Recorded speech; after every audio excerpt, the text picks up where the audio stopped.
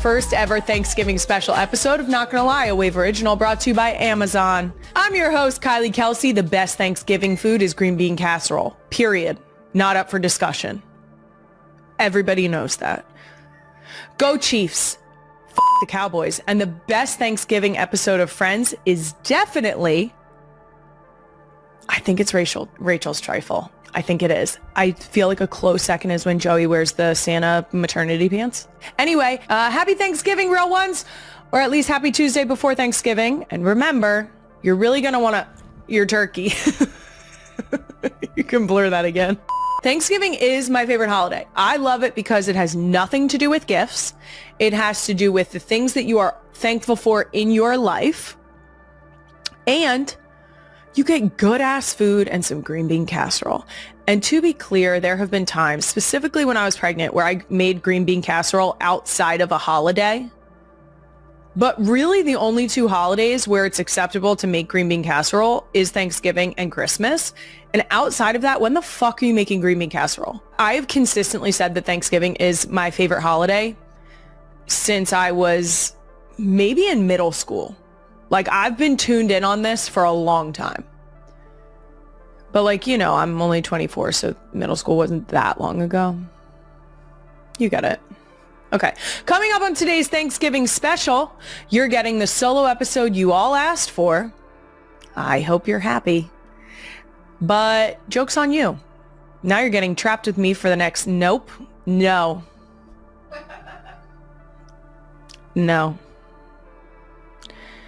Here we go again. Let me read it the way Emma wrote it in the rundown, and then I'm going to tell you what the fuck I meant, okay?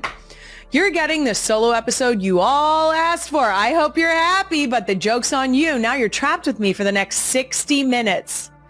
Then Emma wrote, gotcha. While I rant about food and random shit about my kids, good luck. Good luck to you, Emma. Good luck to you getting 60 minutes approved. Now, within all this ranting, I'm going to talk about Thanksgiving in the Kelce house, my stance on hard pants during holidays. I'll answer a bunch of the real ones questions in Ask Me Some Things. And apparently Queen Emma has a pop quiz planned. Plus, we'll keep our eyes peeled for any surprise cameos. People were very, very intrigued about the squirrel situation. It's a gloomy day. I don't see any out there. And we have our studio dog, so we'll see what they think about that. Who knows? Guys, it was so cute. And there's a very large window next to me here. And it jumped right up on the chair that's framed out perfectly in the window. It was... do you want me to take a picture from this viewpoint? I can see Emma behind the camera taking a picture. Look. Ta-da. It was right on that pillow. I would love an arrow to this pillow, please. Whatever. It's fine. Now, an NGL announcement. Next Tuesday, December 2nd, we're dropping the second episode of FAFO exclusively on YouTube. So please subscribe to the NGL YouTube. You will not want to miss this one. This is an episode that's very near and dear to my heart. I feel it deep in my soul, and I think you're going to enjoy it. I'm not going to tell you exactly where I fucked around, but I will say it was basically in my own backyard. There was chuffing involved, a very like... If you know, you know. And I picked up a non-human turd. I didn't raw dog it this time. I didn't because I was given a glove. Follow us at NGL with Kylie for the official announcement soon. And next up, an absolutely absurd edition of Places Kylie Has No Business Being, because this past week, Not Gonna Lie with Kylie Kelce had absolutely no business being ranked the number 2 top new show of 2025 on Apple Podcast charts. We were number 2 behind Good Hang with Amy Poehler. They're the top new show of the year. And I cannot emphasize enough, I speak for everyone on our NGL team, we will gladly take second place to Amy Poehler all fucking day. All day. I can't even fathom that. Like, being on the list, crazy. Being second, like being right next to, we're basically touching Amy Poehler. We're basically friends. I think that's called girl math. So shout out to Good Hang and all the other top shows, including the other podcast, Jason and Travis's episode with Taylor, was the number 3 most listened to podcast episode of the entire year. If it had released a little earlier in the year, I firmly believe they would have.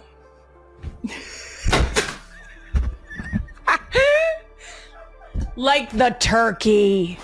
Let's be clear, that episode has been out for maybe 3 months, and I firmly believe that had it been on the internet earlier in the year, it would have blown everyone else out of the water. I mean, to be clear, it did. It fucked up some records. But that's because when you got 3 amazing people just getting together to chitty chat, that's what happens. Yeah. Squad. All right, moving on. It's time for my favorite segment. You know what's fucked up? Hey, you know what's fucked up? The utter disrespect for Thanksgiving in this country. That's right, I said it. Let Thanksgiving have her moment. Don't you skip over Thanksgiving right on to Christmas. Cut it the fuck out. Honestly, if I have to see one more person putting up their Christmas tree before Thanksgiving even fucking gets here, I swear to God, I'm going to flip the Thanksgiving table. No, I won't. No, I won't. Because I'm not taking down the green bean casserole because y'all are fucking nuts. Here's the deal. Last night, Wyatt said to me, can we watch Home Alone? And I said, next week. The only movie in our house that has broken the barrier is The Grinch. And everybody knows that. Because I'm not pissing off Benny. That one scares me. She demands The Grinch. We watch The Grinch. Okay? And I love The Grinch because it gives the new Grinch. I love the old Grinch with Jim Carrey. I also love the new Grinch. I think it's fun. The soundtrack's fire. But here's the deal. It is the only holiday movie that has broken out of. Now, if you want to watch Christmas movies until New Year's, fine. You are not watching it before Thanksgiving in our house. Unless I'm not home. Maybe my husband would probably do it. He's a little unhinged like that. But I'm not doing it. The only acceptable decorations to do before Thanksgiving that relate to Christmas lights on your house. Because if I could, I'd have them year round. I love that shit so much. I love when it's dark out and there's just like this light glow. Now, if you put up Christmas lights on the outside of your house and they are that bright light LED blue, get fucked. There should be a light glow. It should be warm and a little bit yellow. Everybody knows that. Now, we are not lining our walkway with the candy canes before Thanksgiving. Do you see a theme here? Cut it out. Stop it. Now, Queen Emma's asking in the rundown when we decorate for Christmas at our house. It depends. Guys, I am so type C that some years I will have lit garland on our mantelpiece, and other years it never sees the light of day. Some years we have stockings hung over the fireplace, and other years they're nowhere to be seen. I am very inconsistent. One year, oh my God, it was so bad. I should look to see exactly what it is. I'll send you a picture. There was one year that I think we left the stockings that we hung up over on the mantle. I'm pretty sure we left the stockings up until the following Christmas. At the very least, it was until summer. That's what you get with me. And while I'm already fired up, you know what else is fucked up? Wearing hard pants on Thanksgiving. What are we doing? No, hard pants can get fucked. Let me tell you what hard pants are, okay? Any pants that have belt loops. That's pretty easy. I feel like I just covered all hard pants. Wow, I wasn't even prepared to do that explanation. If a pair of pants has belt loops, get fucked. You can fuck right on off. I'm out. I most likely, maximum effort I am putting in on a holiday that we are hosting. Maximum effort, mascara, change out of my pajamas. I've worn sweatpants for holidays multiple times, and I stand by that decision. There is no reason in your own house, even if you're going to someone else's house, what are we doing? Let's like sit on the couch and be cozy. Why are we going to sit there in our jeans and then like have to unbutton them? And then if you don't unbutton them, what were you doing? What did you eat? No. Let me be clear. I think it's so cute when other people do a holiday outfit, kids in cute little dresses, all of it. I think it's adorable. I love when other people do it. I'm not prepared to invest that much effort unless my hand was forced. Now, yeah, no, I'm not doing it. I'm not doing it unless I have to. The general vibe at the Kelce house for Thanksgiving, there is a kids table at Thanksgiving. And here's where I'll probably get a little judgment. And I'm okay with it. When we sit down to Thanksgiving dinner, I will probably put the kids table in the living room where it is like we can see it from the dining room table. And I will put on the TV. There will come a time where my kids will sit at the table and indulge in holiday meal in full, right? They'll sit at the table, they'll be engaged in conversation, they will actually eat the things presented to them. It's okay that it's not right now. And also, selfishly, I want to eat my food. So, how about that? Now, all this heated Thanksgiving talk actually leads me perfectly into some more of my do's and don'ts of Thanksgiving. Brought to you by Amazon. Shop Black Friday week deals now. Number 1 on my list, do pace yourself and do savor each bite. This day comes but once a year, which is exactly why I'm going to sit my kids in front of the TV so that I can maybe enjoy 4 bites before I get asked for something like dessert. 2, don't pressure others into participating in your turkey trots, turkey burns, or whatever the fuck else you want to do. I love that for you, truly.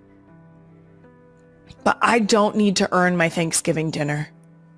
And neither do you, really. Now, do I love physical activity? Yes. But I can do it on Friday. Or Wednesday. That's all. You got it. I believe in you. Number 3, do play some backyard football or watch family and friends play. Football and Thanksgiving go hand in hand. You're supposed to have football on in the background so that people can be watching that while they're talking and mingling and chopping and doing things. Speaking of Thanksgiving football, number 4, don't root for the Cowboys and do root for the Chiefs. Let's go, Uncle Trav. First of all, congratulations to Travis on the franchise touchdown record. For those of you who don't understand what an accomplishment that is, we're talking about that stat means that every other player that has played for the Chiefs organization has never had a touchdown record for the Chiefs as much as Travis has now scored. So Travis now owns the record of how many touchdowns he has made for the Chiefs franchise in his career. So that is an unbelievable feat. Something that will be very difficult to get dethroned from, knock on wood. Oh, that was questionable. Sorry, Trav. I fixed it. But seriously, very impressive. And also, I'm so sick of the idea that the Cowboys are America's team, so they can kiss my ass and, you guessed it, get fucked. And hey, do make the game fun. Maybe you eat a turkey leg every time Travis scores a touchdown. Huh. Maybe maybe you could, can't say that. We'll bleep it. Maybe you could take a shot every time Also, speaking of football, do root for the Birds on the Black Friday game because we'll be there. Maybe. You know what? Who knows? Maybe I'll be in a turkey coma. But as always, go Birds! Go Birds. Also, the other podcast is having a tailgate at the Link on Friday. And I made a plea on social media that my husband take me with him. So as long as I can take a Thanksgiving leftover sandwich to go, I'm there. This one is more for the tiny humans at Thanksgiving. Number 5, don't yuck someone else's yum. AKA don't talk shit about the green bean casserole, the cranberry sauce, any of it. Don't you dare tell me that the food is gross. Okay? We're about to cut up some turkey and try and lie to our children and tell them that it's chicken. I know I'm not the only house doing that. We also call pork chops in our house chicken. We have pork chops, turkey, and actually chicken that we call chicken. So, yes, the girls will need a reminder not to yuck people's yum because they'll eat approximately 3 things that are served. And when I say 3 things that are served, I mean each of my 3 children who are currently like eating meals independently will each pick a single thing that they will eat, aka 3 things total amongst 3 children. Someone will eat some turkey. I can guarantee that. Benny might eat green bean casserole because homegirl loves a green bean. She follows after her mom on that one. What else? Oh, they will eat some of the cheese board, but a lot of that ends up being them making crackers for other people to eat, which is actually a disgusting practice. Someone will eat macaroni and cheese. I can almost guarantee that. They will eat buttered rolls. I can say that's a 3 for 3 situation. Now, are they at least one, Wyatt, will eat the butter off of the roll, and it is a toss-up of whether or not she eats the actual roll. So, should probably just skip the middleman and give her a pat of butter.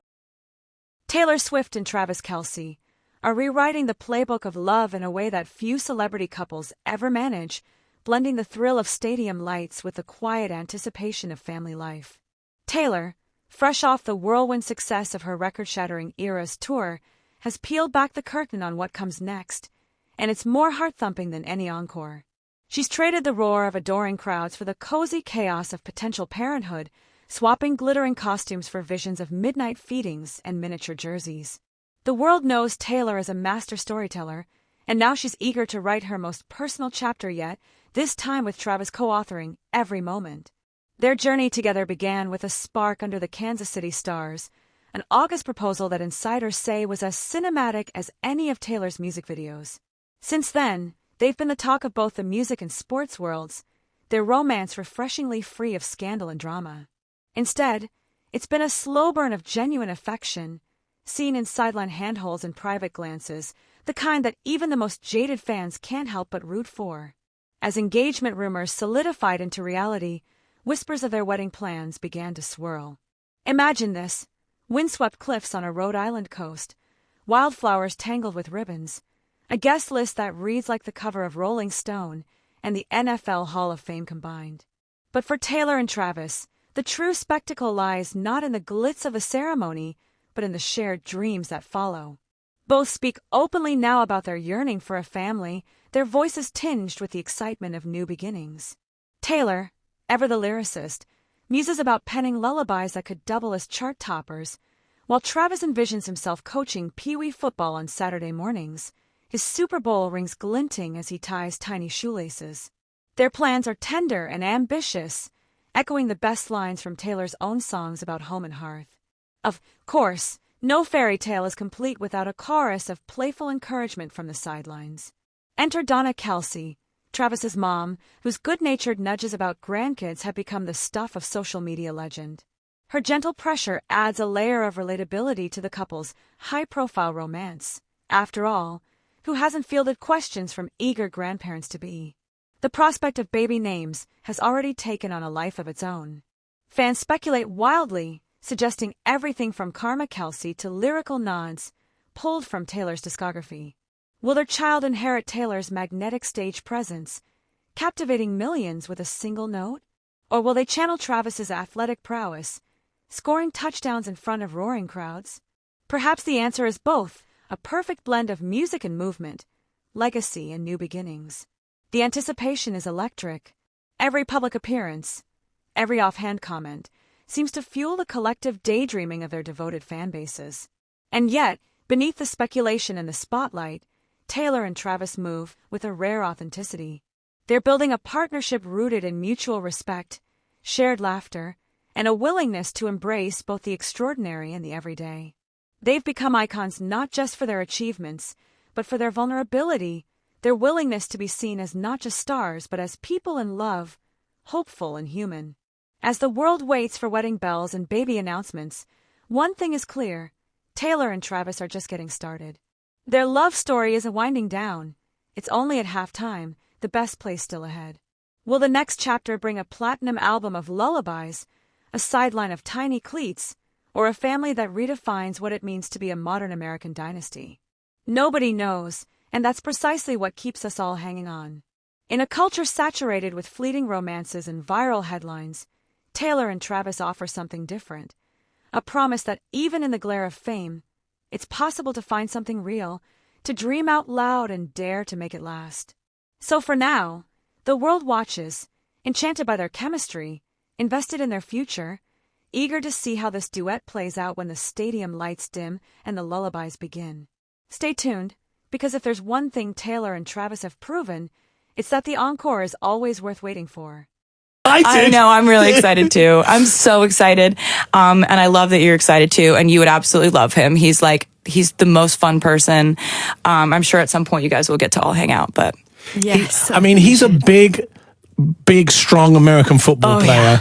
Yeah. He was on stage with you, wasn't he? I saw that show when he came on stage with you. He was so good. He just picked you up and He's such a natural, just in life. Like he's just kind of like never been nervous about anything in his entire life. Right. So it's pretty fun. He's all the things. He's like fun and vibrant and has this infectious personality and makes me laugh so much. But like, yeah, you're looking for like there's a line in the song that says, writing songs is one of my favorite things. And I did kind of nurture a fear earlier on in my career that if I ever wasn't truly miserable in my personal life, would I be able to write? And I think that's one of the reasons I love this album so much is we were like catching lightning in a bottle every time we were writing songs for this record. And I do think that someone in your life who fuels you, who makes you more you. Everyone in my life is like, you've never been so yourself, which is this interesting thing that you've been you your whole life, but we are different shades and different ourselves at different volume levels. And this person came into my life and everybody's like, yeah, you've never been so you. And I think that comes through in music. People who fuel you, they fuel every part of you and they make you walk taller and they make you present in a more vibrant way. And so hopefully that